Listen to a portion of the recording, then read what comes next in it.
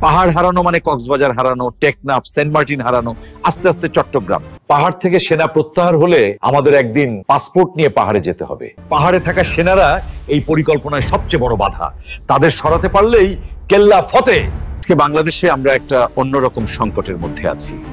আমাদের প্রিয় মাতৃভূমির সার্বভৌমত্ব হুমকির মুখে পড়তে যাচ্ছে। পাহাড়ে যে কোনো ঘটনা ঘটলেই এটা কিভাবে যেন শেষমেশ সেনা প্রত্যাহারের দাবিতে এসে ঠেকে। কিন্তু সত্যটা হলো, পাহাড় থেকে সেনা প্রত্যাহার হলে আমাদের একদিন পাসপোর্ট নিয়ে পাহাড়ে যেতে হবে। কিন্তু কেউ খতিয়ে দেখছে না কেন এই পরিস্থিতি আসলে কে বা কারা তৈরি করছে। পাহাড়ে থাকা সেনারা এই পরিকল্পনায় সবচেয়ে বড় বাধা।